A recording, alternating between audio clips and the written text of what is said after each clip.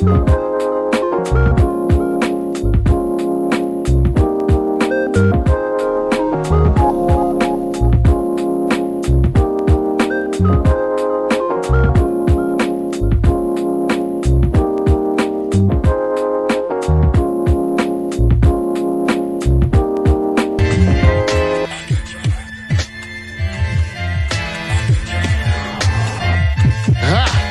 the man, yes sir, that killed the bear barehanded so the people won't forget it. Getting money for I was legal to drink. I care what a broke nigga think. Just like the pack of Lewis. Look, everything I do so cold. I can do this, both eyes closed. Too short, I stay on my toes. About that guap boy, anything goes. Help the bear if we outside. Help the bear if we outside. Still tipping, baby, nothing changed. I'm still grinding over here, yeah. Still sliding through my own lane. Shorty, nothing funny over here. Dollars rain everywhere around me. Dream to get money. Made it through the storm, living sunny. Dreams came true, now we eating. I got more dreams to chase, gotta reach them. Trying to put a team together like the Hunger Games. Everybody grinding because we all came from hunger pain. Yeah, that's right. Welcome. Rings of Power. Talking about the eye. All up in your optics. Best believe that. Late Ill Kid at One Youngster, holding it down, bringing that street geek and NERDSoul. What is up, my people? Today, that's right. You best believe it. I'm not gonna lie to you. We talking about Lord of the Rings, Rings of Power, and I'm not by myself. Right over here, you know him, you love him, from the Story Geeks. I get to you, Jay Shear. Dude, it's good to be here. I don't know if people love me, but I hope they love me. I'll take a They really love me. Yeah, I'll take I like him okay. I'll take that. He's all right. He's okay. And of course, I'm glad you brought up, by the way. Oh, there he is. There he is. So he's right we there. have the eye. Last episode, Mount Doom is ignited. There's ashes all over the place. I'm gonna throw it to you first. How did you feel coming into this episode, like when the first scene started playing and everything? Ooh, okay. I have like a degree of feelings about this episode because we've been complaining about the Harfoots every episode almost, right? Yes. Best Harfoot episode we've had yet, I would argue. I thought it was pretty cool. But then as the Harfoots get better, I thought the Galadriel story kind of got boring to a degree. It was okay. They're just trying to figure some things out, post Mordor explosion. So it was good. It felt like a transition episode. So it didn't feel like we were it felt like we were building up for something else to happen in the future after getting a really big, meaningful episode last time. So I think overall, I enjoyed it quite a bit, but it wasn't my favorite episode of all time. And I'm still not sure why they called it the Eye. Do you know why they called it the Eye? Like the only thing I can assume is talking about the Queen of Numenor losing her sight, I guess. I was wondering. Yeah, I was wondering if it had anything to do with like those three ladies. If one of them is like somehow empowering the Eye of Sauron in the future, right? Like, so I didn't know. Oh yes, so we have Falcon Cap dropping in for a little Falcon Cap. Cameo. Yes. Let's see He has a battle damage shield. Oh yeah, he has battle damage shield. Yeah. I think I like this episode because I like the Galadriel stuff because even though it's slower, we do see her changing a little bit. That's true. We see her changing into a more like, okay, let's take some time. And I think she also sees that even though I was all gung-ho about this, and I was technically right,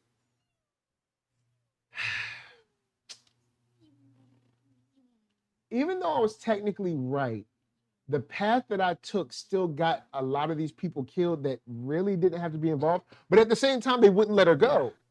Yeah. So I mean, I guess you got that. What's up, Geeky Andre? So you see a more reflective Galadriel, which that's true. I'm not against. I like the fact that she's with Theo and she's like, okay, she gives him the sword. The sword. Yeah. I was like, stop. I know that handle anywhere. She's like, stop playing with Sauron's sword. Here's another sword for you, buddy. Here's a better sword. Here's a better sword. Knock it off. Stop causing the chaos that you've already caused, bud. But I do like that. I like that she is reflective. She does slow down. Her story slows way down. But I do like the rekindling relationship of Numenor and the elves. Because the queen is like, look, we're going to be back and we're going to stop this thing and all this stuff. So that's cool. That's really cool. I like to see that. So those are some pluses. And of course the Harfoots were better. And what else besides the Harfoots? How did you feel about the kind of like the tone and the set design of the beginning? Because I thought that was kind of cool about like sort of giving you an idea of how little you can really see out there. Oh yeah, that was wild. And then I watched a little bit of it. I kind of fast forwarded through it because one of the problems I have with this show is I can never remember what happened. So I went back and I like skimmed through the episode, and one of the things I realized was that opening scene, man, like if you ever wanted to see what it was like when the stormtroopers came to Uncle Owen and Aunt Bruce's farm, like there's people just laying on the ground burning, dude. Yeah. It's wild. I mean, none of our cast members, but right. Exactly. Like, they're all okay. Yeah. Well, the one guy wasn't okay, right? The buddy of Isildur and the other guy. Mm-hmm. But other than that, yeah, you're right. Like not all the people that we knew were fine. But yeah, that was a cool. They put really good filters on that whole scene. I didn't realize that the one lady was blind until she said, like, "It's still. When are we gonna make it out of the smoke?" And I was like, "Oh, I did not know. I did not pick up on the fact that she was blind." Yeah, and she said it was all gray. So I don't know when that happened. Maybe like something hit her in the eye with all the smoke flying and stuff. Who knows? Geeky Andre agrees, says the Harfoot story is the most interesting it's been.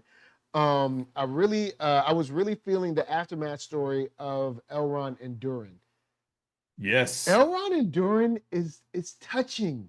It was a touching story. It really was a touching story. When, he's like, my friend is drowning. I was like, oh, come on, man. Yeah. So that was nice. And that's good because, Lord of the Rings really lived into the whole hobbits being friends. And you don't really get that in modern day American film all that much, right? Like you don't get like strong friendships because it's either like the guys have to be too tough or then all of a sudden it's a bromance or something. yeah, exactly. So there's it is really good to see those like that legacy of friendship being put into this show as well. And they handle it, like you said, they handle it in an emotionally relevant way because you kind of start to resent the dwarf king, and you totally are on board with Durin's wife when she's like, you're going to be king though one day and you can reverse all this stuff, man. Like you can do whatever you want to. You're like, yeah, okay, cool. Yeah. And then the funny thing is, like, I was looking at the scene where he took off the neck thing. What was that? Because I was trying to imagine.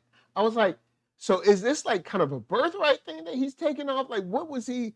I was lost on that. But maybe, maybe Solar will answer that for me later on. Yeah. Mm-hmm. It was a circle, yep. A band? Yeah, he took it off. Yeah, he's just a regular man. Well, a regular dwarf. He's just a little guy. Mm-hmm. He was a little guy. Yeah, he was little. But he had a big beard. Yeah, with a big, small, big beard. I can't really hear little Mike all that well, but whatever he's saying looks really passionately said. Yeah, he's like a very big, small beard. But, yeah, that's true. I'm working on mine. I can't get there. I understand the father. Yes. And I get the son. Yeah. The father's like, look, man, so people almost died in this mine. Like, hey, we got to stop.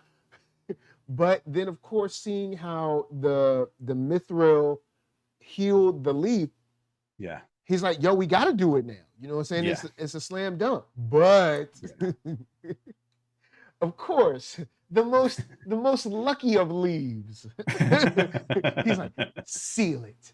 The leaf is like, Mr. Balrog, are you busy? Like, how can that cannot be loud enough to wake that thing up?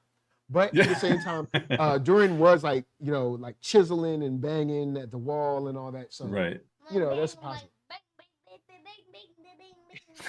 Yes, exactly like that. So that was perfect reenactment. I like this reenactment. So kapow, bang, bang. So seeing that might, maybe it wasn't the leaf, maybe it was more that noise kind of like echoing its way down. Yeah. But the second it got to the bottom and sizzled up, I was like, at first I was like, is there lava down there, I guess? And then like, no, much worse. That's right. Well, and then we saw in that flashback sequence or whatever, there was the Balrog. What was the Balrog fighting over the tree? Wasn't there like a shot of the Balrog fighting? Was it like an elf? It was an elf and the Balrog fighting over the tree? There was something fighting the Balrog. So that's like a little bit wizard, maybe like a wizard or something. I have to look. And matter of fact, Geeky Andre, you might know what it was that was like fighting back and forth with him. Yeah. But I think it was a wizard, maybe, or an elf, or elf. There's a wizard that has legs and feet. Oh yeah, he has legs and feet. Yes, and arms and hands. Yes. And each finger. And he has a face with. Are we on board with the Gandalf expectation? Okay, so expectation that he is. Here's the thing. Yeah. I really don't want it to be Gandalf. Okay. So and now let me tell you why. I'm going to use my Kenobi example again. Is that I don't want all of the main characters in this to be people who are going to show up in Lord of the Rings later on, right? So if it's Gandalf, I'm not going to be like, this show sucks or something like that. I'm not saying that. I'm just saying I prefer it if it wasn't Gandalf. I would prefer if it was some other wizard. Too. Like someone brand new. Okay, I get you. And Geeky Andre said he thinks it's one of the original high elves that was fighting that Balrog. Okay. The Balrog waking up, I'm sure, is going to cause a bit of a ruckus because we only have one episode left. Yeah. I'm thinking once that Balrog comes up or shakes the mountain or whatever, it'll kind of be all hands on deck because technically right now, Elrond and the elves and the dwarves have no idea what's going on in the Southlands. Yeah, that's AKA true. Mordor now. Yeah. And now I kind of want to see a series in the future where they're like, we're taking the Southlands back. We're gonna stop the mountain, blah blah blah. But the future is destroyed by the ship. Well, one of the ships were destroyed, but the other two are okay. And the horse is okay. But the horse was hurt when the ship was dead and destroyed. True. Blood on it and destroyed like. He didn't have no blood. You making extra stuff. Here's my theory, by the way, about before you answer that, before you ask me that question. My theory is that the rise of the Balrog is what's going to make the dwarves have to go back to the elves and be like, actually, we'll give you some mithril if you'll help us defeat the Balrog. You know what? That's and straight up, it sounded like a pretty good deal to me. The only thing is, yeah. Okay, from in the dwarves in Durin, his father is Thorin, right? Yeah. All right, so in Thorin's defense, just because Elrond and my son are cool doesn't mean that these elves are cool. And even if Elrond says, hey, I give my word, the elves, we already have proof that the elves have done things that you didn't have any idea of. Like you didn't even know you were being used by your own people. So you could technically be telling me the truth with your word, but something could happen above your pay grade and basically say, no, we're not going to honor this deal. And you'll have no power to stop it. So I guess I see where he's coming from in that case, because they could say, we're gonna hold y'all down for six centuries. And they're like, yo, man, that sounds like an awesome deal. But then what they do is they wait until everybody from this kind of, I guess, generation goes and passes on, and then they renege on the rest because everyone else is too young to know how long it was supposed to be. And they'll be like, oh, well, it was only supposed to be 75 years, you know? and they'll be like, oh, well, I guess that sounds right. I mean, that's a good amount of time. You know, if they're not there, they just don't know. The war was on when the war was off and destroyed. Now Geeky Andre says, I think the mystery giant man is Sauron, and those people who burn the caravans are his priests. So that's something that I thought was interesting, because when he went to heal the tree, he did destroy some of it, but it did bring life. Kind of like, you know, you kind of like have to break something down to like build something new, like molding clay, maybe that's what it was supposed to mean. And then also, I do like the 3 people that came because they were not playing. And they did not. Exactly. One part of me wanted them to speak, and then another part is like, no, it's actually kind of cool that they don't even say anything. He was like, I'll burn you. He's like, boy, you know what? You think you know about fire? I got you. And then like, he burned the whole, like, I don't know, caravan party or whatever down, the village trek or whatever. And they were all pretty much like at their whim at that time. They just decided not to kill them. Like, totally. Like there was nothing they could do, but we did see them stand up for themselves. So it's, you know, hey, I'm cool with it. Was going to shoot their pew-pew weapons, and it was going to destroy the war when the war was on. I don't think they have pew-pew weapons. But they had the weapons to shoot their weapons. Nah, they didn't have Harfoot. They don't have any weapons. Like I had a stick. Oh, he did have a stick. But it was like a little stick. They were destroyed the war. And the war was off when the war was on. But the war was off when the war was on? The war was off and destroyed. Do not let this man direct your army for anything. So, question. Would you have let the Harfoot girl and her friend and everyone, would you have followed them to look for the stranger or the wizard or whatever? Ooh, that's a really good question. Okay, so I'm gonna answer that question, but I want to pick up on 2 things you said already. The one thing was you mentioned the elves and like how the dwarves and their relationship is kind of contentious. And I feel like what you're basically describing is the elves are kind of like the US government, where it's kind of like they're like, hey, we're gonna do all the good things for you, man. You want some wood from us? We're gonna give you. We've got you, no problem. And then as soon as things go down, it's like, yeah, that's kind of on you, man. I mean, we'll send over a few like weapons here and there, but like, you got to deal with that. So there's that. So that's one thing I would say is that's kind of how that seems to me. Like, so no one trusts them because it's kind of like, yeah, they say things, but I'm not sure that they mean things, you know? The other thing I was going to say, when it comes to like the kings and the more higher ups. Yeah, exactly. Like, I'm like, Elrond, I get you.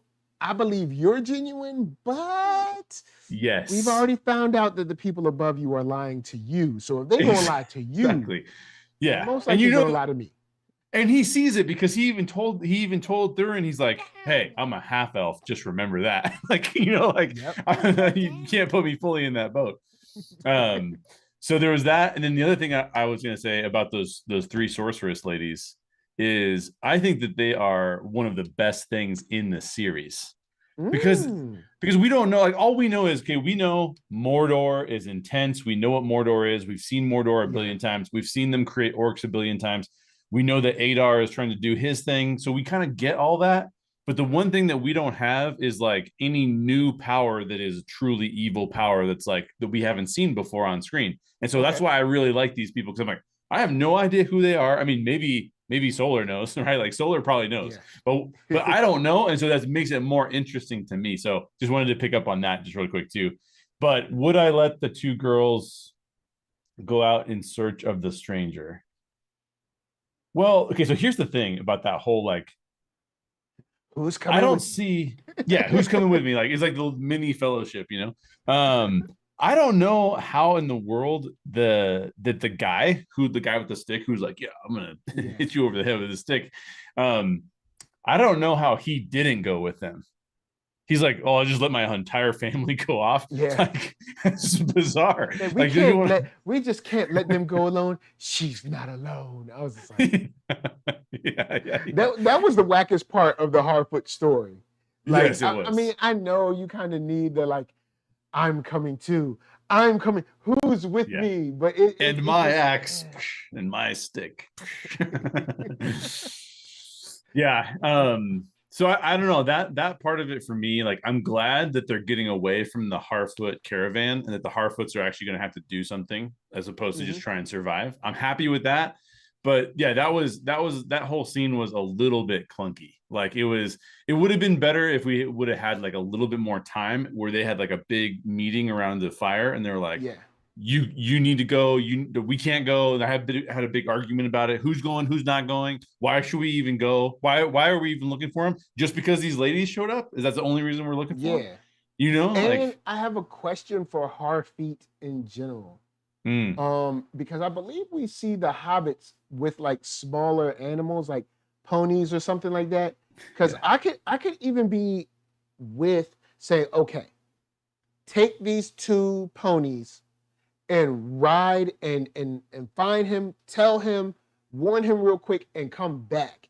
Kind of like with the whole thing with Arendir. Like, I would have been like, before the other soldier died, be like, ride over there, tell the elves there's some orcs doing something. I don't know, but just tell them they're here. And then, but I don't know if I can just let y'all go on foot. It's going to take too long. And then seemingly taking everybody there is like, I think that's a bad idea too.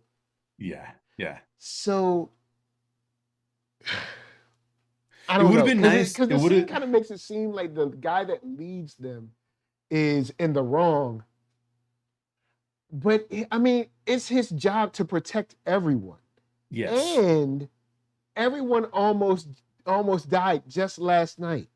So my job is, I'm very focused on trying to keep people alive, not let them run off on quests when we don't have what I've asked for before, which is like kind of like a hobbit defense, like the karate hobbits or something, like where they got the skills. None of them have skills. Like, exactly. They just kind of walk around and I guess eat berries or something. They don't like, none of them can fight. They don't have knives, axes, swords, bow and arrows, nothing. So I totally agree. And then these are kids.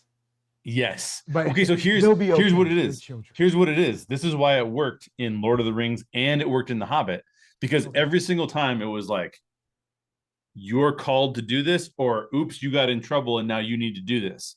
In this one, it's like, who wants to go? But the problem is, what you just stated is that we have never seen a Harfoot that is prepared to do anything besides hide and gather berries. Yeah. So it's like, we either need to see people in the Harfoot community who are like a little tougher than the other ones, and then be like, because we had that with the Fellowship, right? It was like, look, Frodo, we don't think anybody should have chosen Frodo, but he got chosen. Yeah. He got chosen because he seemed to be able to withstand the ring the most. Yes. So they were like, okay, cool. he'll be the guy. Yeah. And then Pippin and Mary came along just because they just kind of fell into it. Yes. And Sam was supposed to be his protector, but I mean, by his own admission, he's a gardener. Yeah. So exactly. And you knew that they were going to have every other realm was like, send the best guy. The elves send Legolas, right? The dwarves send Gimli. Even the humans, like you got like one of the king's kids basically in Sean Bean's character, Boromir. And so you had this elite fighting force that was going to go alongside. This one is like, I mean, with the peanut gallery. yeah, exactly. And this one's a little different because this one's like, I mean, who wants to go? Nobody but these two girls. Well, we can't let them go. So then the mom's like, well, I'll go because no one else wants to. It's like, then you've got to go because you're the leader. It's like, I don't know, man. Like, it's just it was a weird selection process. I agree with that. Yeah, it was one of those, like, the people step up to the plate, but then it's kind of weird that they do because it's like, who's coming with me scene. And I still can't believe the dad was like, yeah, go for it. Like my whole family. Can you imagine like your whole family goes? You're like, I'm gonna stay back here and then try to rebuild this cart, but you guys go ahead. That's another thing. Thinking of the Harfeet, all right, there are animals that are smaller that can kind of handle, like, what about donkeys? I mean, well, I guess donkeys would be maybe about their height, but I mean, they could use donkeys to pull that stuff. Yeah. So, you know, it's just like, why aren't they using, I don't know, it just seems like it would be smart to have like some horses, even if it was like a mini horse, like a little mini horse or a pony or something, so they can like get places fast and not just like walk around forever. Yeah. Well, especially because for every step that the stranger takes, they have to take like 10 steps. So he's got to be like miles away at this point, and they're gonna have to run to catch up or something. I don't know. And him being kind of aloof, I guess you could say. I mean, because they can't really communicate with one another. It seems that he can understand them, but they can't understand him. Yes. And all he can do is like try to like kind of, I guess, body language to them. Right. And then just give them like solemn faces and stuff. And then my question is this: if we get to him, say if I'm the leader of the Harfeet, let's say we get to him, and say they got him, they have him surrounded. What are we going to do? I know. What do we do? Or let's say we get to him and we warn him. Okay, so we get there and we warn him. He's like, thanks, everybody. I'm going to go this way, right? Yeah. And when we turn around and say, hey, you know what? We warned him. Everything's good. He's warned, and now we can go back. And they turn around, and the three I don't know, priests are there or whatever, the three killers. You know what I mean? Then what do?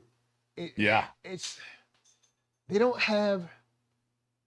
They need like some mystical charms or something. They don't have nothing. Yeah. And those ladies are super powerful. I mean, she just put her hand on top of his torch and then just blew up their entire camp. Yeah. And that did not seem to take any stress or like physical exertion. Exactly. It was just like, oh, cute, fire. You want to see fire? Here you go. That's right. But I will give the father this. The father did not back down. Give him that. Didn't back down. But I think with this much stuff, it's time for people to start training. In a little fisticuffs or something. It's time for y'all to find some mini horses or maybe donkeys don't go fast enough. Maybe, I know deer are probably too tall for them to get on. I mean, for that point, even ponies might be too tall for them to get on. But maybe they could like climb up, like get like a saddle with like a ladder, kind of like how saddles have that 1 foot thing, but say theirs has like 3 feet. So you kind of ladder it up to the Dude, on Game of Thrones, there was a kid riding a dragon. There's got to be better ways. Like if I'm at Harfoot, I'm sitting around, I'm looking at what men got, what dwarves got, and I'm like, you know what? Look, they got the goats. Why don't we get some goats, man? Like they're a little bit taller than us, but I mean, it's not like I mean, we can have some goats too, and then we can go fast. Yeah, exactly. Then we don't have to pull our wagons around forever. If on Game of Thrones there's a kid who can ride a dragon, you can figure out how to get on the backside of a deer. You know what I mean? Like, come on. That's a good point. Like, and we're not even in Game of Thrones, do they ever wear anything to like cover their eyes? Because they're going through the air like super fast. What about like? Oh. I guess that's one of those things. Don't ask. Don't ask. Yeah. Just go with it. Just roll with this. It's like don't ask no questions. Just go. Geeky Andre said, if you were on a ship back to Numenor, would you stay there or go back to Middle Earth? For me, it all depends on, do I have family back home or am I kind of like alone? If I don't have, you know, the basic war movie, I got a wife and a newborn at home. Can't wait to get, oh, they dead. But anyway, can't wait to, if I don't have like a wife and a newborn at home, sure, I'll come back. You know what I'm saying? It's free travel. You know what I'm saying? It's action, adventure. You know what I'm saying? Who doesn't want those? Who doesn't want to be involved with the most riveting story? Yeah. And then, of course, you also want to be part of the story too. You don't want to die though, but you want to be part of the story too. Like when people are like, "Oh yeah, remember that battle?" You don't want to be like, "I missed it." Like you don't want to. Yeah. But how about you? Well, okay. So there's some interesting things here because first of all, one thing I noticed is in the previous episode. Do you remember the Queen of Numenor? I can't remember her name. Do you remember her name? Queen. We call her Queen. The Queen of Numenor said when she looked in the Palantir or whatever, when she looked into the future, she said, "All I see is darkness," and then she lost her eyesight. Right. So there was like like it was predicting for her, you're gonna lose your eyesight. You know what I mean? Yep. So I like that. At first, I was thinking darkness as far as like death, like meaning yes, like something like say like less than half of you guys will return. Kind of exactly. But darkness, because she can't see, she's completely blind. Yep, exactly. Because when Galadriel looked into it, it would look like the whole of Numenor was flooding, right? So okay, the reason I bring that up is because it does depend entirely on my role. But I think that what the implication is, if you were able to hear Galadriel talk about the tidal wave that comes over Numenor, then I would think you'd be like, okay, one, I don't want to be here for that tidal wave and then just be like living my life and then suddenly I'm like done, right? Because the tidal wave takes me over. Two, if there's a way for me to prevent this tidal wave, and if it's being caused by things like what's going on in Mordor, then I've got to figure this out. The only part that's weird about the whole thing is that, and in Tolkien's allegory, the orcs are evil, but the way that the way that the Emperor Palpatine is evil, meaning it's like they're just born that way. Like there's no evil, there's nothing else to do. Exactly. But as they're telling this story, what they're kind of indicating a little bit is that maybe that's not as true. Maybe actually that the orcs are not as evil as we thought they were. They actually have communities and they're trying to do their thing, but they're misguided. So then you've got to ask yourself, okay, well, am I allowing for there to be, it's like, should I allow for there to be an orc population? Like, are they actually, could they actually be decent sentient beings, or are they just pure evil? So there's a weird part of that that's like, everyone's battling over the Southlands, but like, why can't we all just get along and live next to each other? And then, of course, with igniting Mount Doom, that did not help. No, but the orcs, I'm sure, were tired of living underground. Yeah, because Solar was talking about how originally it was always dark there and they lived there. Yeah. So technically, they're kind of taking their land back. Yep. So it does bring a different context to this, especially with Adar, and I'm sure we'll get some more information from him. Yeah. But knowing that orcs are essentially kind of like demons, Yep. I don't think we're gonna get a chance. Well, I mean, because you're not really retconning this, since we're talking about like 5,000-6,000 years before the Hobbit. Yeah. So in that time, they could go full evil. Like, say Sauron comes in and he's like, with this spell, you're all evil. And then they're like, oh snap, we were trying to be cool, and like now we can't do it no more. So yeah. so maybe that's the case. But it does suggest that maybe there could have been some kind of, I don't know. I guess there can't really be a compromise, because the idea was always to ignite Mount Doom and essentially kind of destroy the Southlands. Yeah. And create a permanent sort of like at least dusk kind of situation. Yeah. So I don't know. Yeah. Because you are kind of messing with the idea of the orcs, where it's like, okay, well, I guess you could say they're not 100% evil, but we need that 100% evil, because that's what this story has always projected. So if they're not 100% evil, then what do we do, and who are we fighting, and like really why? Exactly. And then even with Galadriel, she's going to have to figure out what's going, because after talking to Adar and everything, that changes the game. Yeah. So it seems like the soldier isn't going back with her. So I'm assuming she'll go back to Elrond and them and be like, hey, this is what's going on in the Southlands. Yeah. Soldier's staying because he got his woman right there and his son. Yeah. Well, sort of son, that ran up to him and hugged him. You know? Yeah. So, I mean, hey. That's right. Progress. That's right.